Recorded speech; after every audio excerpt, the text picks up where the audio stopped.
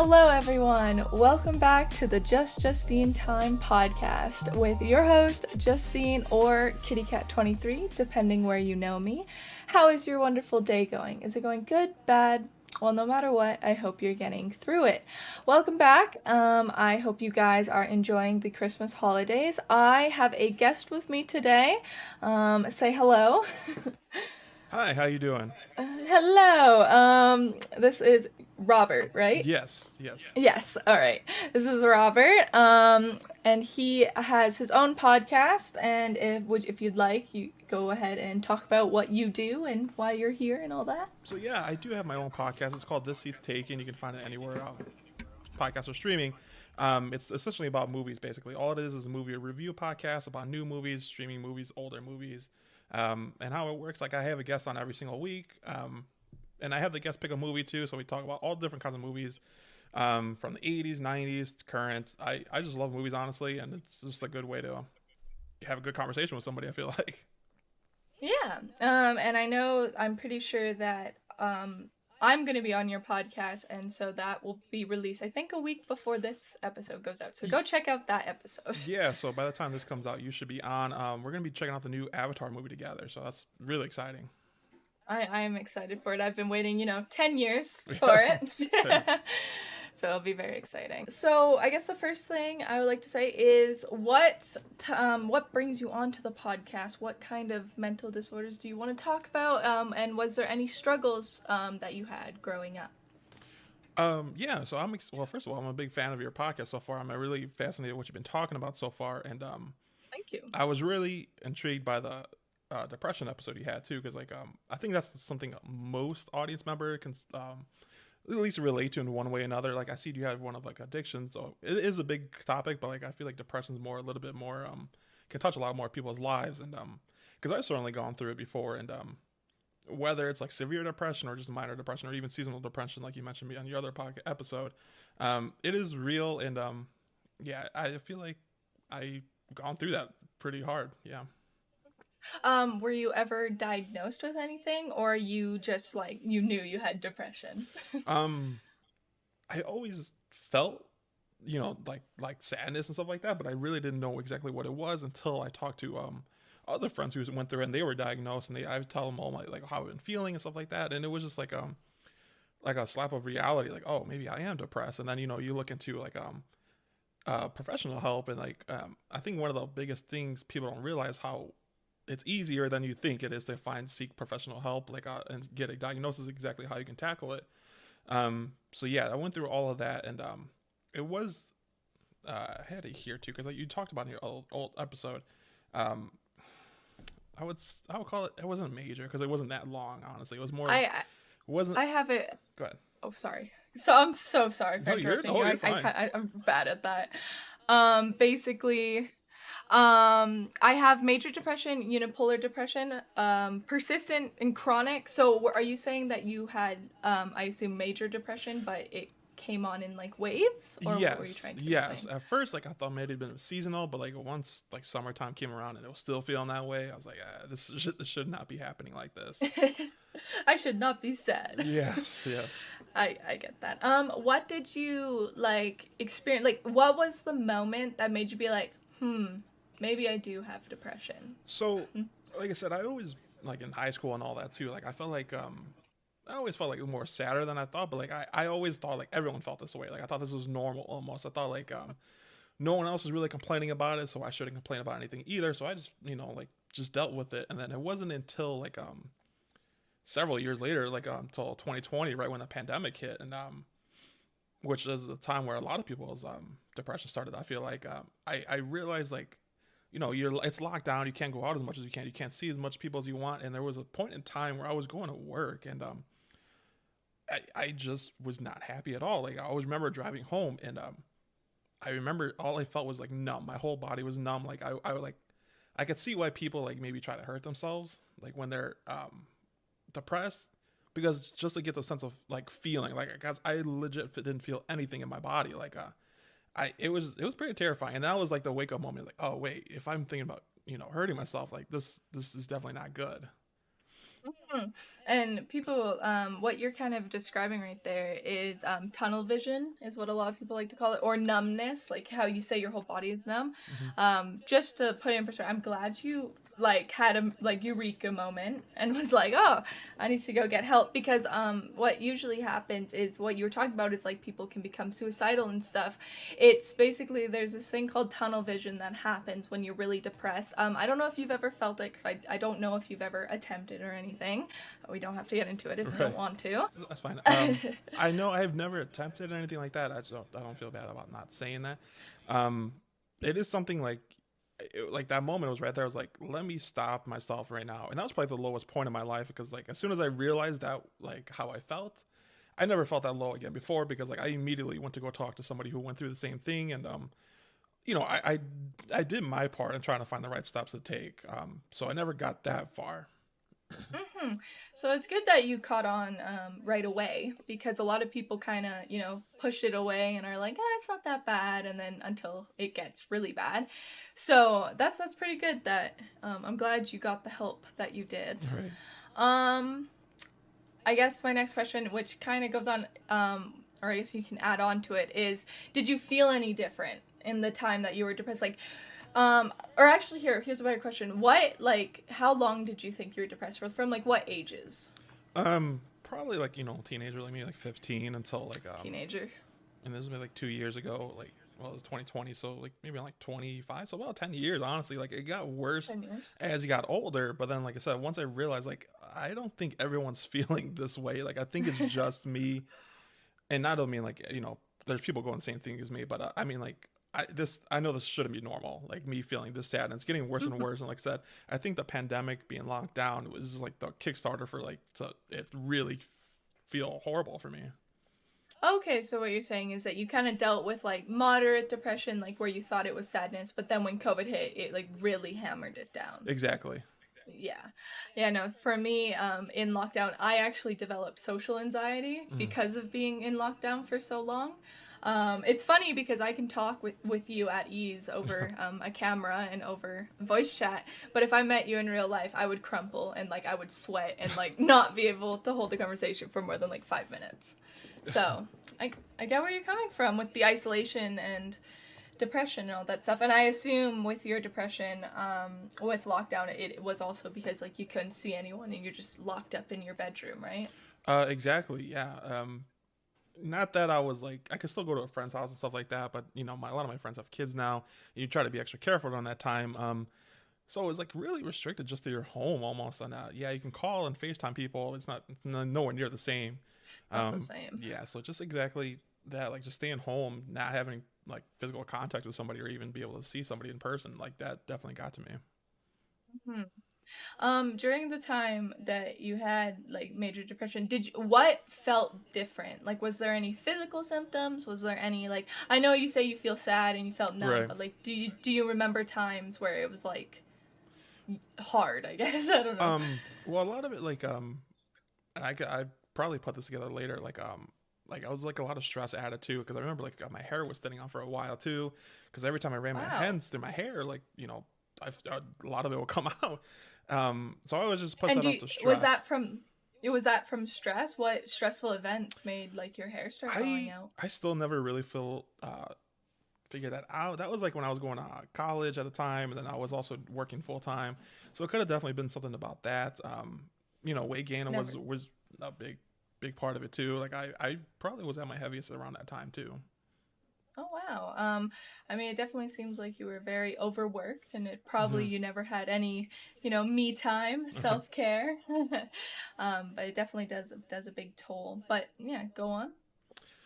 So yeah, those are the biggest ones, like my hair loss, and then you get like gaining weight, and then you get headaches randomly. Um, Not randomly, but like throughout the whole, not the whole day, but Yeah. like I would get headaches honestly, and then I was like, maybe like this is turning a more physical thing. I was like, I should definitely not be doing this. A lot of stuff was a wake up call for me. Did you ever have any, so this is just a genuine question from me to see which kind of depression you maybe fell under.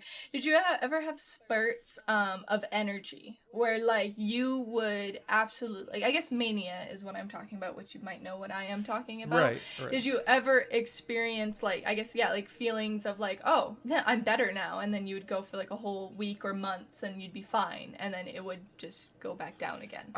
Yeah, I think I did have signs of that. Just because like there's times where like, okay, I want to get my life together. I'm gonna start going to the gym heavy. I want to start cleaning more regularly my around my house or my room.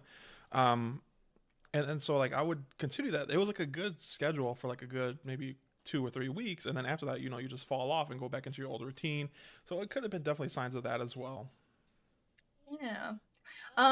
During this time, what were the hardest things that you had to struggle with? Like, I guess my question is like, did you find it harder to do daily things, or did you just not notice in that time, kind of thing? I Um, There you because I go. know some people say, that like, it's hard to brush your hair, it's hard to brush your teeth when it gets really bad. In your case, it seems like it was like a mild, moderate, Hmm. not like, well, I can't assume, right? Right. Because it does say that you did get pretty low during that, the time that you felt numb and everything. But I guess, yeah, what was the hardest struggles in your day-to-day life that you noticed Honestly, just after? just sticking to like daily routines. Like it went from like washing your face to like brushing your teeth. You would skip a lot of that stuff. Because when I would go to work, I would wait till the very last second to have where I had to get up, and then I just pretty much shower real quick and get dressed, not even really care about how I looked really, and then just drove to work. And then the entire time I'm at work, you're not really focused on anything you're doing there. Like the whole time I'm thinking about just going back home and going back into bed, honestly, and then going Yeah. home. Like I drive like maybe 30 minutes for my job right now, and which is a long time to be in the car. Like yeah, you can have podcasts or music playing. Just to drown out some of the thoughts, but like it's still a long drive to be by yourself and with alone with your thoughts, and that was like another hard hitter for it. So then So you go home, and then like I said, just pretty much crawl in the bed, and then just repeat that cycle over and over again. read it all over again, yeah. So it seems like you're on like autopilot, basically, Exactly, just that's a trying great to like get through the days, yeah. yeah, that was a great way to put it. Yes. Yeah. Oh, may I ask, what do you do for work? You don't have to say where, but Oh, like, that's is fine. it retail, customer No, service? it's customer service. I work at a bank for. I'm a teller at a bank. You're telling it a bang. Wow. So, straying off from adult for a little while, what is your worst customer story? Oh, I just want to jeez. know. Jeez. I worked at a bank. Well, this one for like 3 years. I worked at another one for 3 years. It's hard to pick, like, because mostly people our age don't really go to banks anymore. Honestly, everything's done over online. It Um, is. Do you get many customers mm, nowadays, or is it a bunch of like older Older people? people who are retired who come in like 3 times a week to make sure their money's still in the bank.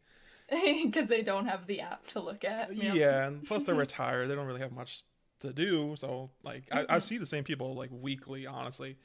And there's so many stories like where they get upset because like you're dealing with people's money. So of course, it's more sensitive. It's like dealing with people's food. You're always gonna have somebody Yeah. complaining or not happy about it. So I'm sure there is plenty, like, but none that specific come to my mind. You don't have a specific one. That's fair. Yeah. Because I was gonna say, because like, do you think your job is stressful? The I, exact opposite, honestly. Like my job is ridiculous easy, and like I said, because not a lot of people go in there. Like I'm pretty much bored, honestly, at my job. Like it's not bored the really whole day. challenging at all. So not really feel like I'm being put to good use, and that's what part of the depression came from, I think.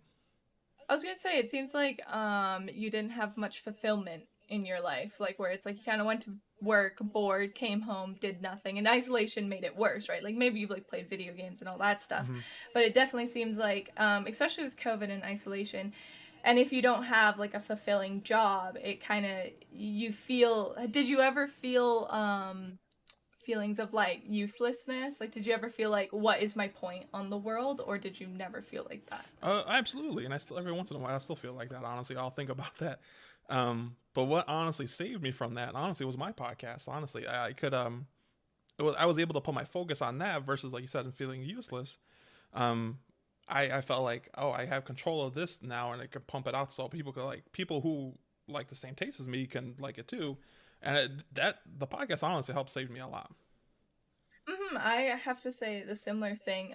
I started, well, so I also stream, right? Mm-hmm. Like I do my podcast, but I came from Twitch, right? Right. So when COVID was happening, I got really lonely, and because my mom was like a really avid, like, COVID is a thing. We are not going outside. Like, she would wash her groceries and all of that. Right. So I wasn't allowed to see my friends because she would have like a literal meltdown. And so yeah, the first time that I started, because I worked at retail, I worked at Canadian Tire Okay. for about 5-6 years. Before I went into full-time content creation. And so I kind of felt the same as you, where you like go to work, but then I guess it's a little different because you worked at bank, I worked in retail, where you would just all day you would get people who would complain about COVID. Oh, And yeah. that I think just brings everyone's mood down a lot, because it's like, I'm just trying to work. Right. I'm like, I'm sorry I have to wear a mask. It's mandated. Like, I'm not gonna do that. And then like I guess a certain situation I remember is someone absolutely screaming at my face, and they ripped my mask off my face because they Whoa. thought it was a hoax. Whoa. And I wasn't like a COVID like freak or anything. Like, I kind of was like, okay, like I'll wear a mask, but like I wasn't. Right. Like, I would also be okay with not wearing a mask. You know what I mean? Right. So when she did that, I kind of was just like, oh my god, people are losing their minds today, because I don't know. There's this whole, I guess, straying off again. Here's a very deep question for you. Okay. Do you believe in fate or free will? Ooh, that And do is you know a what good those question. mean? Yeah. That is a great question. I would like to believe in free will, but I think everything's destined. I believe in fate. You believe in fate, but you like want to believe that I there's want free to will? believe it's free will, yes. I guess my next question is, are you religious in any way? No, not really. I grew up like that.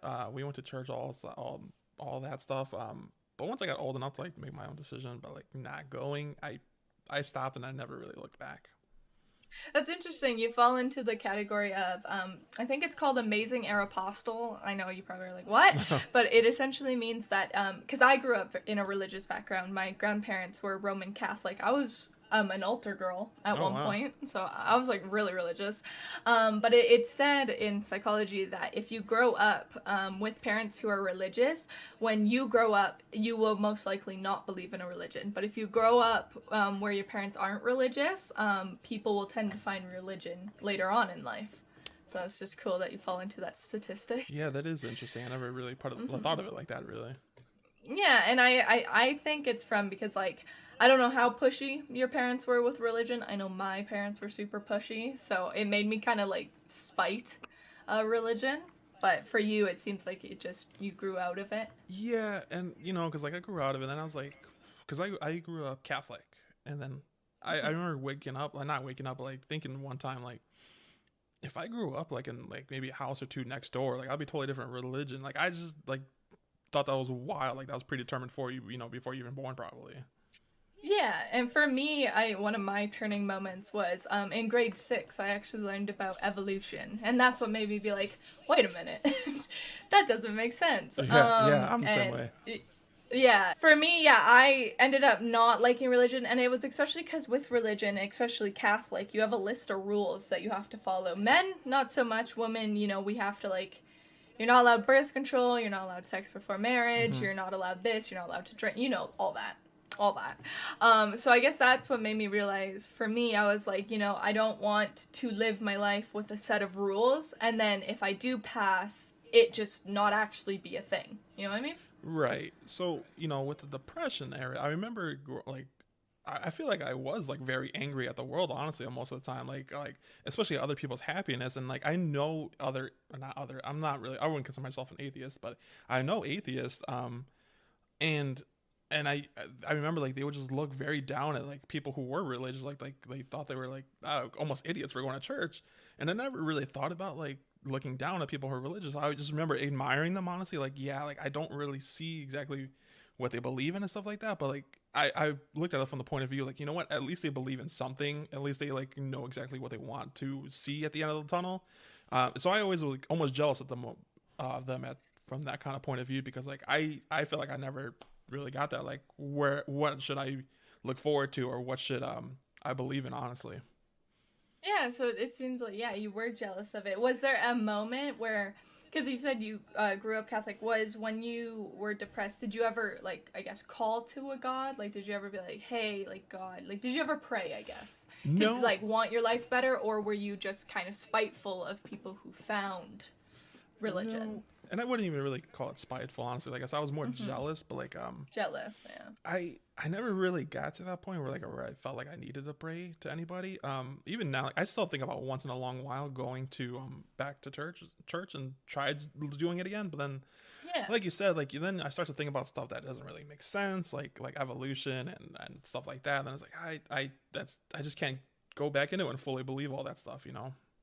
Right. Like, it's like, is it for me, just because I am an open book, I'm agnostic, Hmm. if you know what Yeah, agnostic because I would consider is. myself that as well. Yeah, where you believe that there's something, but you don't exactly know what it is. Exactly. Yeah.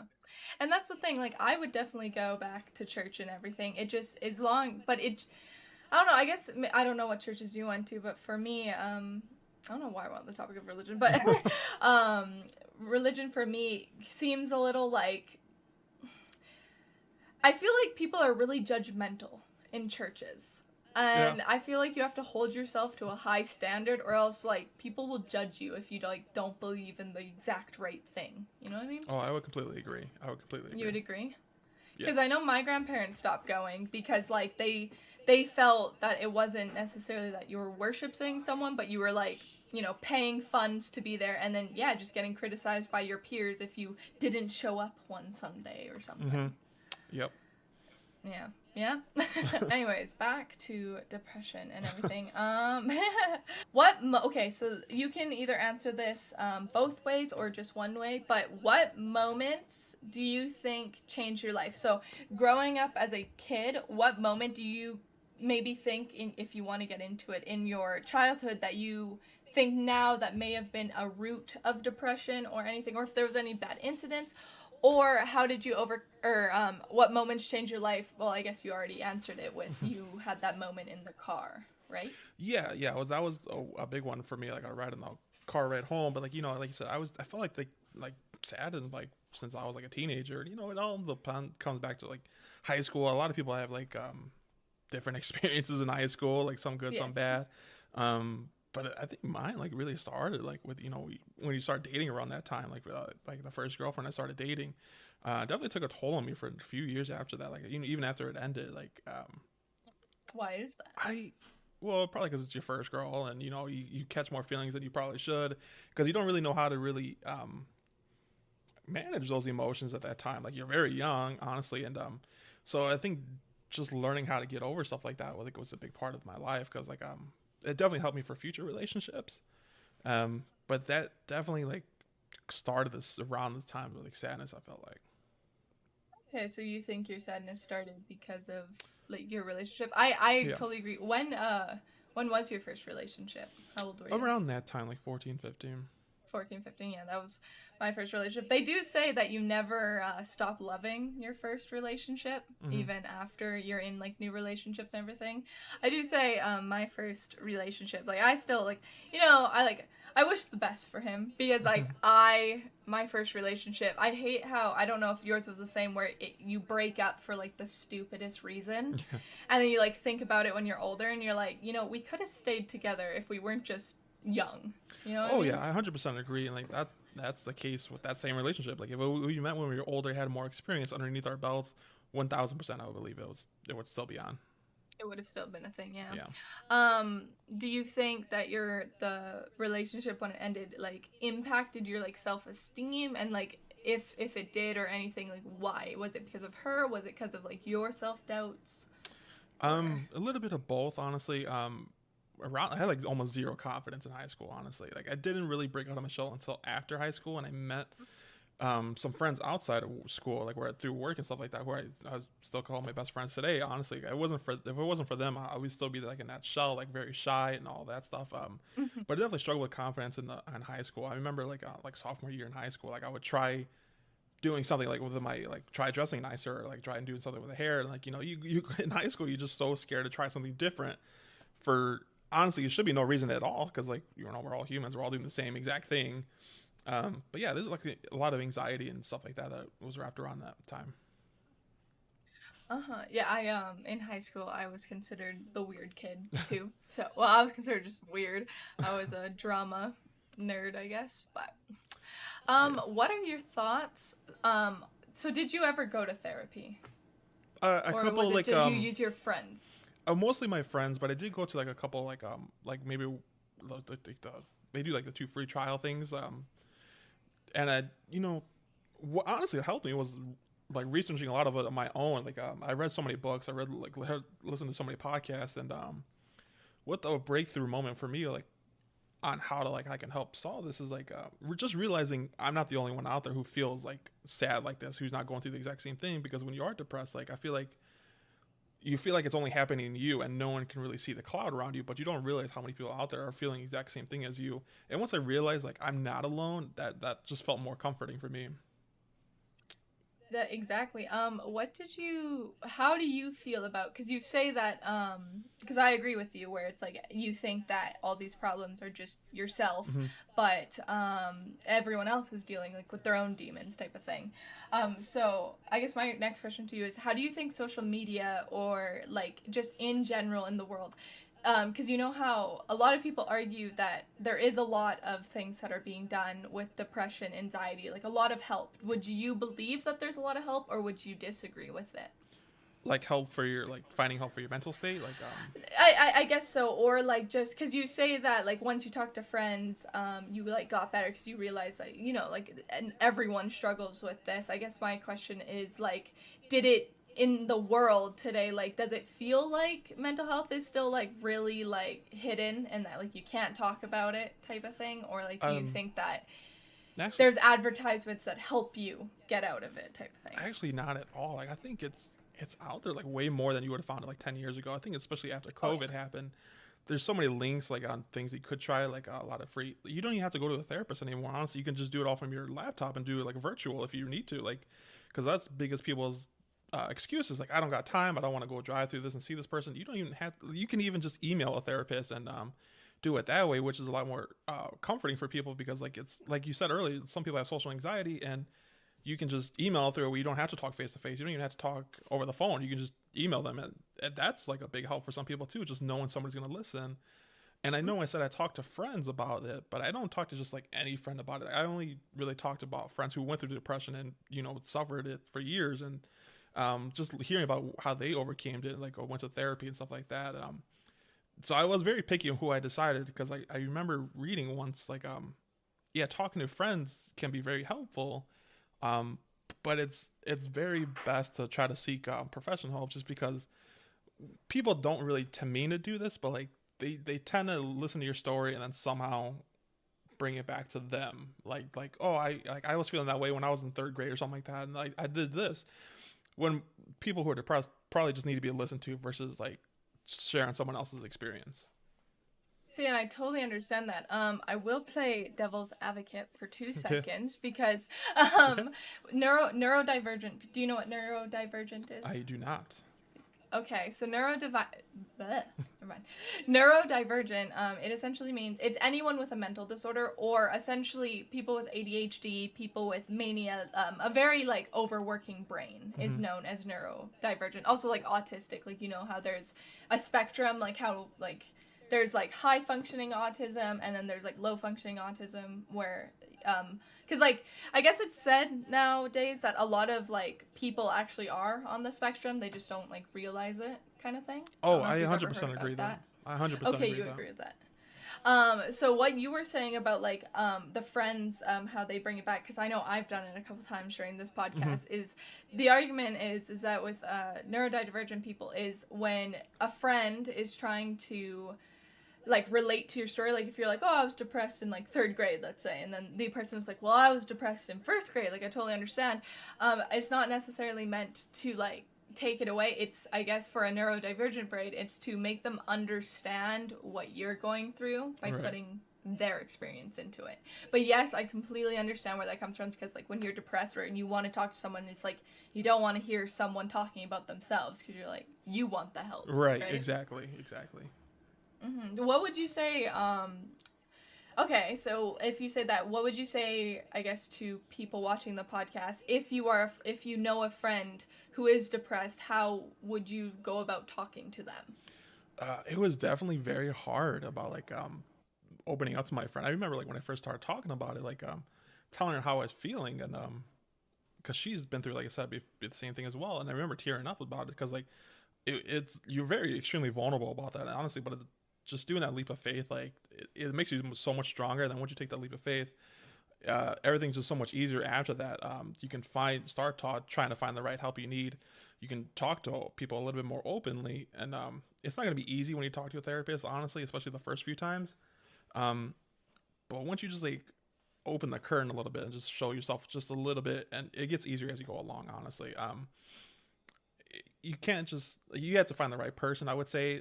Someone who's more warm and comforting that you trust. It could be a family member, it could be a friend, honestly. But yeah, just taking a leap of faith definitely make you stronger from that point on. Did you ever take any medication, or you're not on So anything? medication, I was Medication. medication. I remember strongly. I did not want to be on any, honestly. Like because I had such a pre-assumption about medication. Like it's just gonna make me numb the whole time. Like maybe like mellow me out almost, like Xanax and stuff like that. Like I really wanted to try to hard to do it on my own, um, to do without anything like that. And that it was a consideration, like to be on that before, but like I decided to go against it to see because I wanted to do it on my own. Like there's no shame in doing medication at all. Um, but I always had that fear, like it was gonna change me afterwards. Like I felt like I was gonna be a different person, which is probably just like a wild assumption. Um, No, I agree with you 100%. Like I have the exact same views on medication. yeah, I so That's crazy. so never I never really no had a prescription. No. Okay. Yeah, no, for me, always thought that medication, like, like with antidepressants or anti-anxiety, they rework your neurotransmitters and they help you have more dopamine. But in my mind, I always thought where it's like, but that's not me. You're Right. just pumping chemicals into me to Right. make me feel normal, whatever you want to deem normal is. So yeah, I had the same like fear or feeling where it's like, well, if I take these, will I even be the same person? Because like I'm altering who I am with chemicals. Exactly. Yes. Yeah. So I guess personal question: did you ever dabble in any type of drugs, nicotine, alcohol? Not really drugs. More drinking. I remember I would want to go out more often than I usually do, honestly. Like, and to just get hammered as much as I could, honestly. Like, just because when you're shy and timid and stuff like that, and they have anxiety, like you think alcohol is gonna like break you out of your comfort zone, just so you can be more open to people. But then, like once you start right there, like there's no stopping it, and it's just like a train that keeps on going. And then you do find out, like, because I remember like I had to take a month off of drinking just to see if I could, honestly, to help me in my mental state. Oh wow! So would you say that you've struggled with alcoholism a little bit, or just you just went out partying a lot? It was more partying because I never really drank at home. I never really drank by myself, honestly. But I always try to look for an excuse to like get somebody to come out with me and go out drinking. Um, I guess we could talk about it's interesting how people find comfort in alcohol where it's like, "Oh, just, give me this shot and I can go talk to her." You know what I mean? Or like, "Give Right. me this shot and I can go party." Yeah. Do you I guess would you say that alcohol is kind of used more as an excuse or more of like It's like more of an instigator, honestly, I would say. yeah, that makes sense. Yeah, Yeah. Like you instigator. said, you think it's gonna give you like more what they call liquid courage, but it's gonna like honestly bite you in the ass at the end. Like because like you said, like that's how addiction starts, honestly. Like you think it's gonna help you as much as it can, but then you start relying on it, and that's what really messes people up. Yeah, well, I know some people in my life and a lot people who have depression, anxiety. They definitely the first thing to turn to is alcohol, and it's interesting. What are your thoughts? So, like, I know that you were an alcohol. I assume that you drink like like once in a while nowadays too, type thing. Nowadays, yeah, actually, honestly, because like I feel like I have bad experiences where I'll go out and like I would drink to the point where like I would vomit, which no one wants to be around. So like I started culling it. Like I honestly try to go drinking like maybe once every other month if I really had to. Not had to, but like Right. if I wanted to. Do you think so here's like a hot take. Do you think that alcohol is a social concept that like do you cuz so my argument is that alcohol I agree is just as bad as like hardcore drugs. I don't say like I don't judge Oh yeah. anyone who drinks. Like I drink myself. Like I freaking got drunk yesterday for my friend's party. So what I'm trying to say is like do you like okay, smoking cigarettes, how Hmm. in the 1960s it was deemed as good for you, right? And then Right. it took 50 years for people to be like, oh, this stuff actually kills you. Do you think that's the same thing with alcohol, that it's just more socially constructed, or do you think that alcohol is good, like okay, like as it is right now? Oh no, that's a hard question too, because like the right We answer ask the is hard questions. the right answer. Like, I mean, if you could do it responsibly and drink responsibly, like, yeah, I have no problem with it. But like, a lot of people don't know where the line is responsibly. Like, maybe one or two drinks, call it a night. But like, some people like, it's a scary thought to be people drinking and driving. There's a lot to take in consideration, and I don't know. I don't even know how it would be accepted by the world. Honestly, if there was more restrictions on alcohol either. Honestly, because that's been around longer than cigarettes. I feel like. Um, Yeah, I agree. so I really don't know how that would be accepted, but would I like to see that? Honestly, no. Like that was more my choice to like really put myself in the bottle. Like that I chose that responsibility like to do that. Which I don't know. Yeah, no. It's a hard topic because like you could say the same thing about like gun control and like that Roe versus Wade you were talking about in the other episode. Like there's a Yeah. lot of things you can say about the same situation. Oh, and it's interesting because you definitely have a mature mentality on it, where it's like you admit that you were the problem, right? And Exactly. not the alcohol. And a lot of people who deal with alcoholism tend to blame the alcohol and say that, well, no, it's the alcohol that's the problem. When it's the same thing as what you're saying, gun control. It's like, was it the gun that's the problem, or is it the person that's the problem? Exactly. Right? Yeah. I forgot to ask, where are you from? I'm from Indiana in the You States. you are in the U.S. I am in the So U.S. I was gonna say your drinking is 21, right? Correct. Yeah, because here in Canada, where I am, 18 is the minimum drinking See, age. I'm sure like if I was 17, that sounds awesome. But like as like I'm 26 now. But like I I remember I was so irresponsible when I was 21. So I can only imagine how I would have been as an 18-year-old. Well, and that's the thing. That's why the joke is that Canadians like go crazy with alcohol because we get exposed to it so early. But I guess a question is, do you think that the alcohol age limit is a good age limit for where you're at, or do you think it should be altered? Like, what are your thoughts on that as a whole? There's so many different takes on it. Like one, like it's wild to me. Like you can go like join the army and like purchase guns, and all this other stuff you can do at 18, but you can't have a drink at the bar. But at the same time, like you're still like 21. That's still very young. That's like a teenage mind almost still, and throw alcohol in that mix that could be dangerous. But, like that is a hard topic too. Yeah, well, the brain doesn't fully develop until 25. So the argument, like a lot of people are trying to make, is to raise the drinking limit to 25. But even I argue that where if even us Canadians talking about how 21 is the legal limit, we even think that's too old. Because I guess my argument to it is that if you do raise it to 25, let's just say to save your brain, there's going to be teenagers who are not going to like that at all, and they're just going to drink earlier because Absolutely. it's later, right? And then I guess with it being here as 18, I never felt the need to drink. Like I went to high school parties and stuff, but I guess since it was such a young age limit, it kind of what's the right word, like thinned the lines, because you see a lot of 16, 17-year-olds here already drink because, well, in 1 year you can drink anyway. Right.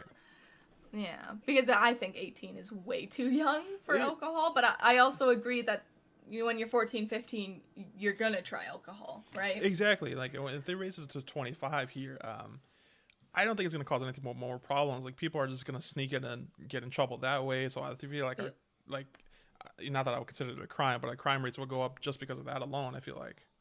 Oh, of course. And then it's so interesting because, like, a lot of people like to argue, like, actually, what are your, I don't know if your state has legal marijuana or not. I No, don't but we know. are surrounded by them. So like, Really? yeah, I live maybe like less than 30 minutes away from the border. So I mean, it's not that hard to get it if you really wanted to. So it's still illegal where you are. That's interesting. How did you feel when the states made weed legal, or Canada Oh, or whatever made it I'm legal? for it. I'm for it being legal. Like, it's helped a lot of people, honestly, more than hurt. I think it's um, a lot more responsible than alcohol. I feel like, um, just because the symptoms behind it. Like, you're more intoxicated, you're more non-functional when you're drunk versus high. Yeah, I guess I could say that a lot of people with depression and anxiety actually use marijuana as a coping mechanism. What are your thoughts on that? Yeah, because I've tried that a few times. It is not a bad solution. Like, I know friends who do that constantly. Because they like, but that's the same thing as almost like a medication. Like, you're more mellowed out, and that just doesn't seem like me. Honestly, that's the only reason I don't do it. Yeah, going back to feeling like that you're not actually yourself, type of Exactly. thing. Hmm. Not That that like makes I'm saying sense. it's a bad like way to cope with it or depression. Like, is doing that. I mean, if I the way I look at it, if it helps you, you should definitely do it. I say if it helps, as long as you're functional with it, because like for me, well, I can't even say that because you can be a functional alcoholic and still be an Yeah, alcoholic, right? that's true. But with with marijuana, I think like if you are using it to cope, that's good, as long as it's not taking over your life, where it's like you have to be high to be functional. Right, You know what I mean? right. But I mean, that's to each their own. How are you dealing with everything now? Like, how would you say you are right now mentally? Now, a lot better just because like I feel like I learned a lot more exercises like to help my mental state. One of them is like I like to take week-long social media breaks. Like, yeah, it's harder to do that because I have a podcast and I'm trying to promote it all the time on Instagram and stuff like that. But like, I'll try to like on my personal page and I'll try to stay off of Instagram, TikTok, Facebook, all that stuff because that honestly takes a lot of my attention away from my mental state. So I'll try to do breaks like that. Same thing with the alcohol. Like, I did that 1 month where I took a month off, which I might do again pretty soon. Not because I feel like I need it, just like it's a good exercises. And just small steps throughout the whole day. Like, one of the like stuff that makes you feel better is just honestly just making your bed in the morning. Honestly, making like that small accomplishment every morning. I just feel like it gets your day started a lot better. Obviously, exercise is a big way to help. And I remember your episode about depression. You talked about the sun being a big helper. Um, Yep. I would agree with that, but I also think drinking water throughout the whole day is just a big help as well. You think water helped you? Yeah, yeah, it helps me like for the brain, helps my brain honestly function better throughout the whole day. That's really cool. Mhm. I never thought about it that way, but yeah, that makes sense. Social media breaks. How often do you do them? I try to do at least once a month, usually like the Oh, first week. It gets harder when events come around like Christmas, Thanksgiving, because you want to be on your right. phone and like do all these cool things where you want to like document or even see what's going on like around the city. Like, because I live like 45 minutes away from Chicago, and like Chicago always has something going on, so I'm always on social media checking out what's going on over there. Mhm. But that honestly is way harder than you would think. I think giving up alcohol was way easier than giving up social media. Do you think social media is toxic? Yes and no at the same time. Yeah, it could be used for a lot of good, but it's more of a distraction for me. I feel like because like looking at other people's TikToks or Instagram pages, like, and honestly, I think that's where a lot of people's hate comes from. That's where like a lot of my hate came from. Was like jealousy, honestly, like seeing other people live their lives when I'm just on my phone looking doing nothing. Mhm. I totally understand that, where you like see people like flex their like rich life and you're just like, Exactly. I could never be that. Yeah. Yeah. um do you do it like as like a discipline thing for yourself, or do you do it more as like a that this will be good for you? So I started out more like the second part, mostly just to see if I could do it. Honestly, just to see if I can go how long I could go without my phone. So I tested myself for a week, and I did it, and I felt a lot better throughout the whole week because I started reading more too. I'm a big into like biographies. Like, I've read so many like actors and stuff like that biographies, and just reading alone helped my mental state a lot better because like I felt like I could think easier. I didn't have to like that distraction to look at my pocket every few minutes. Um, so I was able to focus on what I was doing in front of me versus like thinking about what like my favorite TikToker came out with.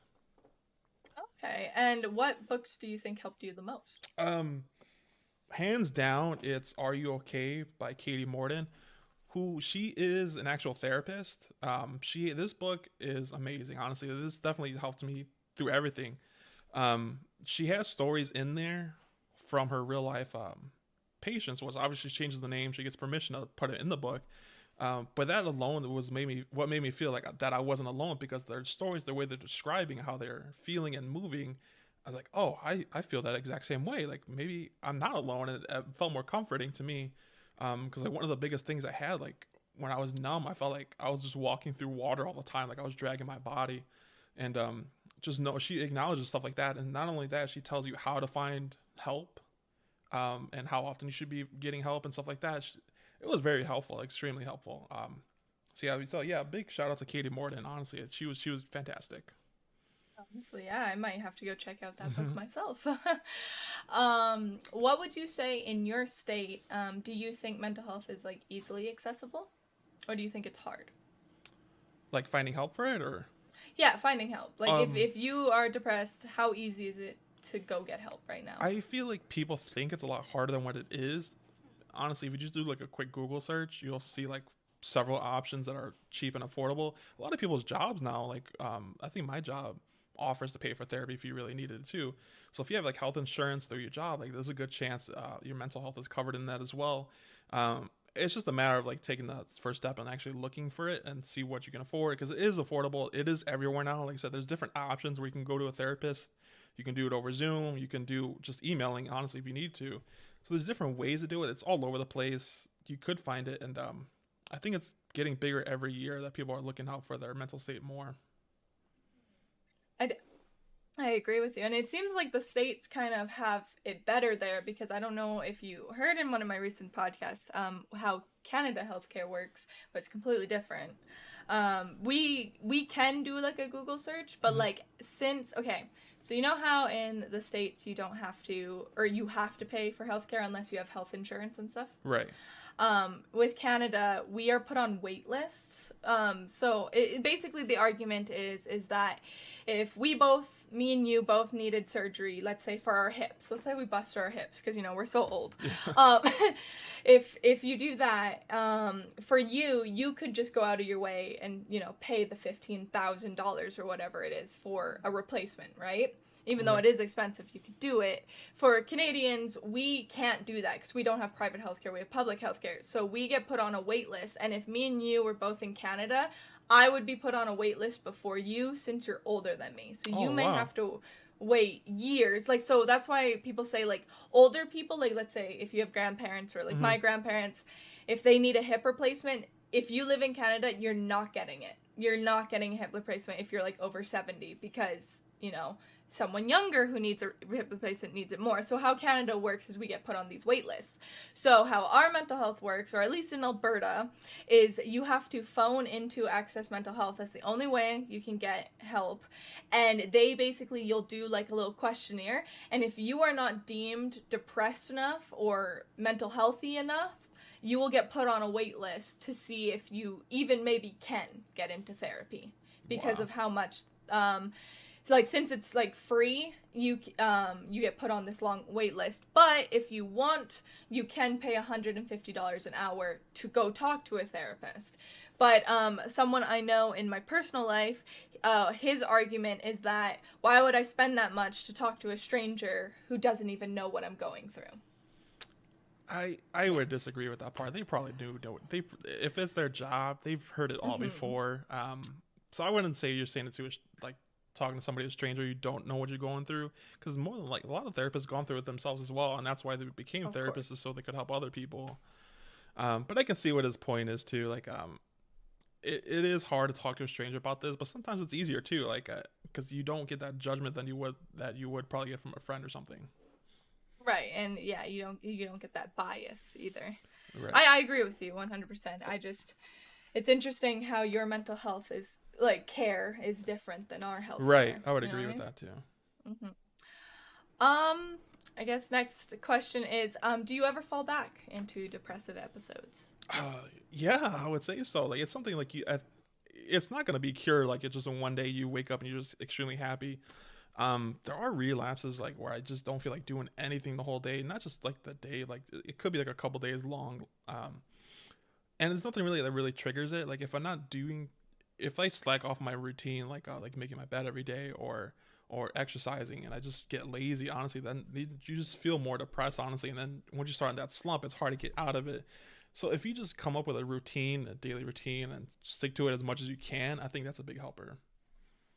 Do you think that creating a routine is good, but I know that some people tend to create like unrealistic routines, and then that can also make them feel depressed, because you were saying that the first thing you do in the morning is make your bed. Hmm.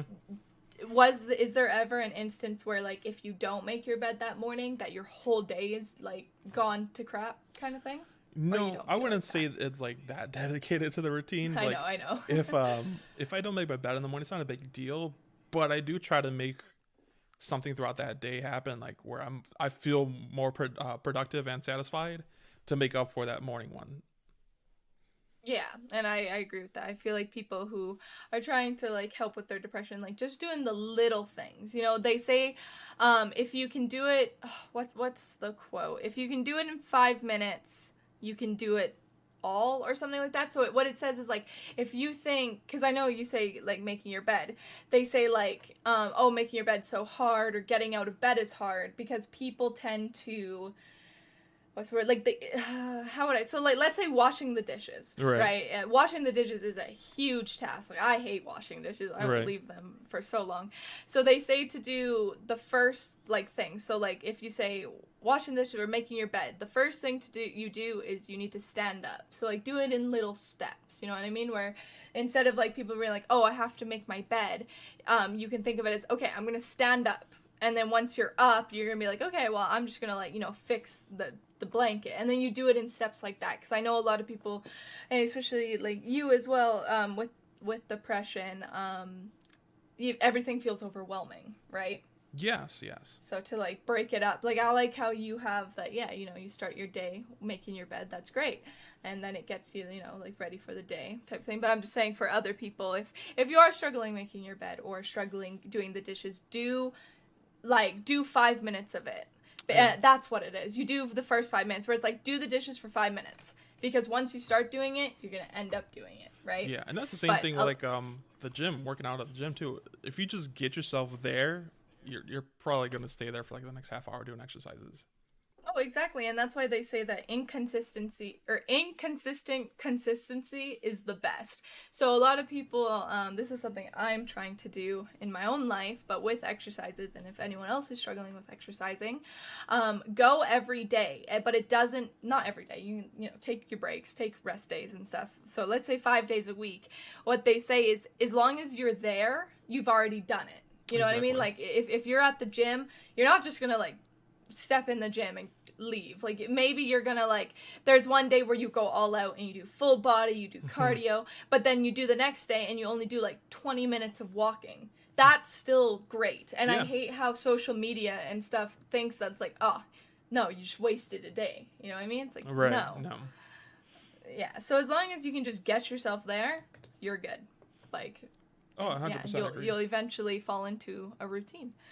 Do you have any advice for people out there, who are struggling with mental health or anything like that? Yeah. Do not be afraid just to open up to somebody and seek help. A lot of people struggle with that. Like I said, it's taking a leap of faith on just opening up to a little bit. You're not alone. It's more common than you think.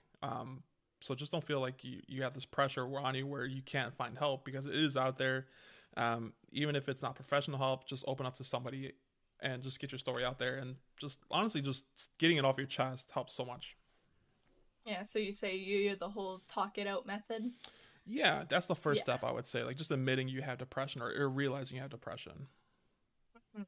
It's really good. And if, let's say, what if that people have parents who aren't really supportive of mental health? Because I think you understand where the older generation, like i.e. our parents, might, I don't know anything about your parents, but I know with mine, they don't believe in mental health. And so what would you say to, I guess, people who have grown up thinking that mental health is like stupid and stuff? Yeah, I do see that a lot still. I mean, I don't get that from my parents at all. My parents are like the most supportive people in the world.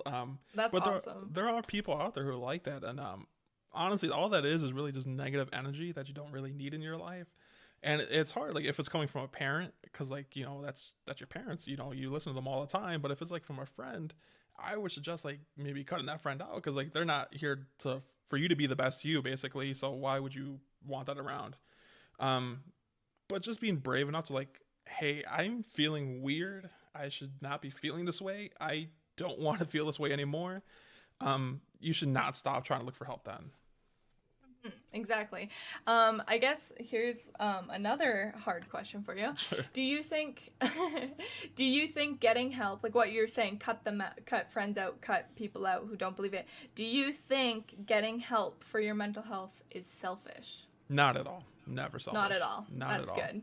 Because a lot of people think the myth is that it is selfish, and it's not. No, it's honestly once you work on yourself and you find yourself more happy, it's a ripple effect. Like your friends are gonna be more happy when you're around, and it's just gonna be like I said, a ripple effect. You're throwing out that positive energy that can only do nothing but spread. Honestly. Do you believe in law of attraction? If Oh you know yeah, what that is? absolutely. Yeah, me too. So, but here's my next question. Do you believe, have you seen like TikToks and stuff where it's like manifesting? Do you believe in manifestation or just law of attraction? I don't know. It's like more like it's the kind of situation by situation kind of thing. Yeah. More love. I guess, Yeah. oh, go on, sorry. More like love than manifestation. Whatever you said, I can't Yeah, say yeah, it. I get what you mean. Yeah, I guess what I was trying to argue is like, people who think, whether you think so or not, I'm not judging people who do this, who use like gemstones, like, like if you have rose quartz, it brings love and attraction, or if you have, I think it's moldavite, can make you like really negative energy and stuff. Like, do you believe in negative, positive energies from stones or I magic, personally guess? do not. No. Yeah, I don't either. But I think this is like something you can agree with me or not. I think where that stems from is from law of attraction, where if you believe a stone can send you love and happiness, that you yourself are just conveying love and happiness. They're just trying to project on a stone. That's what I'm thinking. Yeah, that's exactly what I was gonna say. They're using the stone as like this device where it's honestly something within them, probably. So here's another question for you, because we say if you think love and positivity will come towards you. This is totally, I don't believe this, but do you when people are like, oh, you're depressed, well, just smile, just snap out of it. How much to an extent do you think that, like, because I know when you're depressed and stuff, you fall into, numbness, all of this stuff. At what point do you think it's the person that has to, like, snap out of it and be like, oh, dang, I need help? Like, do you get what I'm trying to say? Yeah. Sorry, that probably is confusing. If you're told just like to smile and just like, and that's your attitude, like just smile, push through it. That's like bottling up your feelings and emotions, pushing deep down. Where, I mean, that's more of a temporary solution. Where like one day that's just gonna come out of nowhere, and then that's where I think where people unfortunately like I don't want to say it on the podcast, but like unalive themselves. I think that's where that comes from. Is like you push it down so far, and it just needs an escape, and then unfortunately it comes out in a negative way. Right. Versus where you just like be open with it. You don't have to be. A lot of people like who smile and are very happy. You think they're happy, like the ones who are most depressed, probably I would say. Versus the quiet kid over there who just wants to keep to themselves. I completely agree. I believe, I even would argue that a lot of influencers, well, and they do say comedians are like the most depressed Right. people in the world because they want to make other people happy. But no, I believe that like a lot of people, and there is a lot of influencers coming out now that like they have this perfect life, but then they come out that like they're really depressed and they need to focus on their mental health and stuff. So it definitely seems like a lot of people, or I guess what I would say, social media as a whole kind of seems like what's the right word? Like a shield or like a cover. Like no one wants to talk about the bad things. Right. You know what I mean?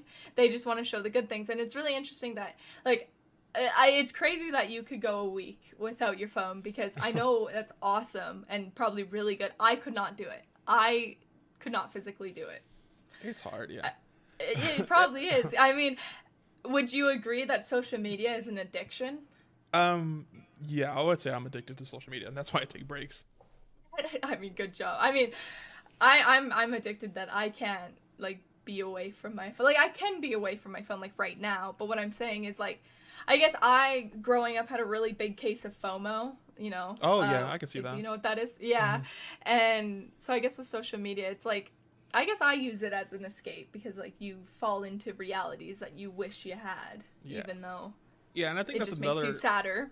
Yeah, I think that's another reason why I like my podcast so much is like it's about movies, and I'm like I go to the movie theaters like maybe once or twice a week, where you're forced not to be on your phone. You have to be there watching the movie. I think that's a Yeah. good like mental break, and because you can enjoy it way better versus me watching a movie on Netflix. Because I'll most likely be on my phone if I'm watching a movie at home. Right. Right. Um, Turning into your podcast when you're going to be reviewing Avatar, there's a lot of thing like we'll talk about it on yours, but there's a lot of people saying that Avatar will be the movie that brings people back into the theaters. Do you agree with that?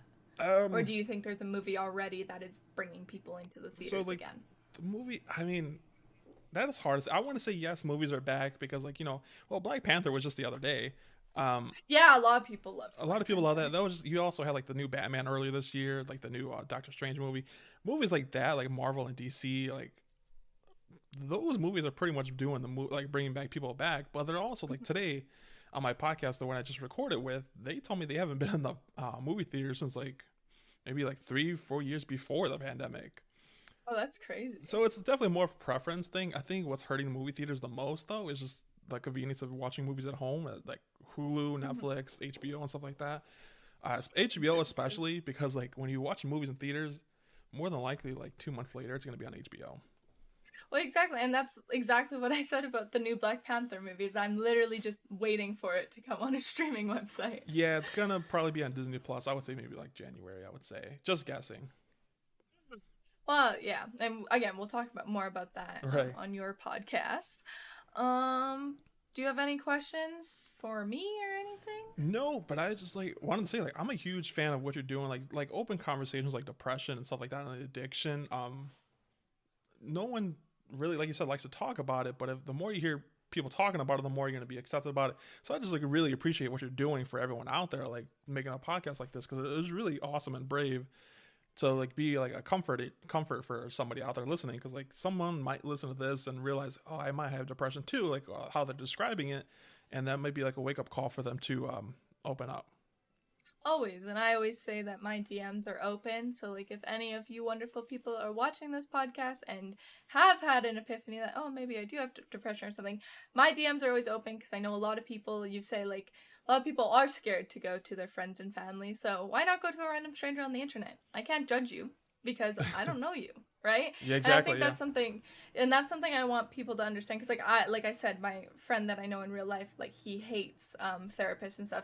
My whole argument is that going to a therapist is great because why are they going to judge you? Because exactly. like you're literally a stranger to them, right? Exactly. They have no reason And, like to hate you or not hate you or right. judge you. And I know a lot, like, I growing up struggled with a lot of judging. Like, I am a people pleaser. I don't like, what's the word, like, I can't, it took me a really long time to find my own identity, if that makes sense, because I always, you know, catered around other people to make Right. them happy. And so I guess, like, something I would want to say to the people watching is that, like, if you're going through that you think people are judging you, understand that people are probably judging themselves more than they're judging anyone else. That was That's that my was whole thing. that was pretty great advice. I would 100% agree. Well, thank you.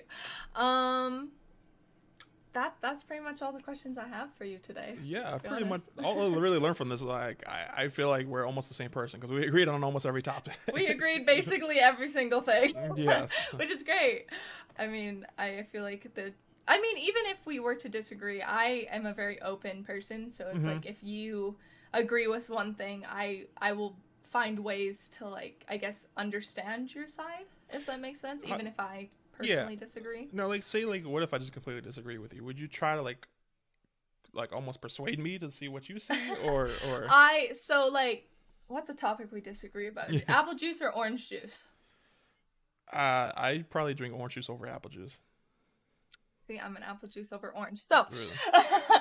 I'm kidding. No, I like both. But basically, what I would probably do is I don't try and persuade, but I like listening to your side. Like, why is orange juice superior, right? And then you'd give your points, and I'd be like, oh, that's awesome. Well, I think apple juice is superior, this, and this. And it's essentially you come to a middle ground where it's like, I get where you're coming from, but also I'm not going to shove apple juice down your throat just because I think it's better, if that makes sense. Oh, yeah, because like I see it on my podcast all the time where I love a movie and someone, like today's episode, they just did not care for it as much as I did. And like you said, you can appreciate the other person's side. There's no right or wrong answers. No. That's something I think in like all of life. There is no right or wrong. Everyone is right to their own opinion. Exactly. Sorry, what were you saying before that? Or did I just cut you No, off? you're fine. I think that was it. I guess. Yeah. We didn't mention like because you can't really see me right now. I'm wearing a Christmas sweater that you had me wear. Yes. Oh my gosh, Christmas. Yeah, I completely forgot to put that in the front of the podcast. So this podcast episode is airing a week before Christmas. So I hope everyone who does celebrate Christmas or the holidays, I hope you guys are having a wonderful time, because yes, he is wearing a wonderful Christmas jumper and I'm wearing a Christmas onesie because, we got to get into the spirit somehow. Exactly. I'm so excited for Christmas. Yeah, what are you doing for Christmas? Well, obviously just at the house with the family, and then I like doing friendsmasses as well. Yeah, I'm going back home for Christmas. I'm in charge of Christmas baking and the presents this year. It's the first year where all the responsibility got put on me.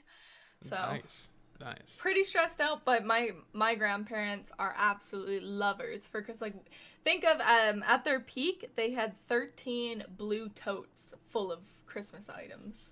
Oh wow, it's crazy. Yeah, we go all out. It's crazy. Yeah. But no, I'm really excited. What is your favorite Christmas food? Like, what are you most excited Christmas for food? Christmas? I'm a big sweets guy. I think I make Me too. every year I make cookies like for people I don't give presents to because like I feel bad.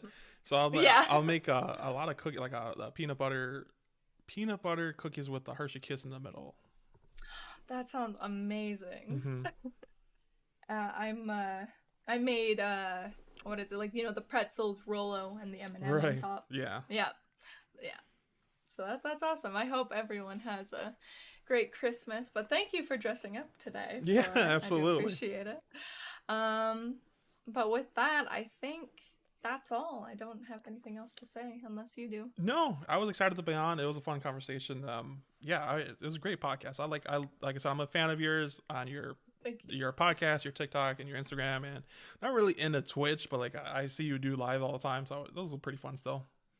No, I agree. Social media to actual live streaming is like two different enjoyments, right? Yeah. Yes. It's hard to watch a live stream, but with that, it was really awesome for you to be on the podcast today. If you want to go check out Robert's podcast, he does a bunch of movie reviews, as he said. It is called This Seat's Taken. You can find him on Apple, Spotify, everywhere you can find me, and I will make sure that it is linked below this so that you can go check him out. But if you guys enjoyed this podcast, feel free to like, subscribe, comment, rate it wherever you're watching. Do whatever you want, because unlike This Seat's Taken, numbers make me happy. So I like when people do a like or a subscribe. I would really appreciate it. And thank you so much, Robert, for coming on to this podcast. I think we had a really great conversation. Yeah, I'm excited to be on. Thank you so much for having me. Yes, and if you'd like to hear more of him and more of me, go check out his recent podcast episode that involves Avatar. So, yes.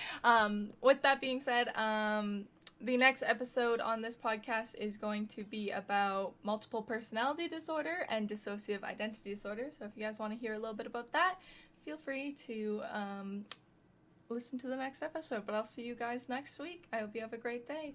And Robert, take it away. I don't know. All right, thank you. But thank you for coming on. Yeah, no problem.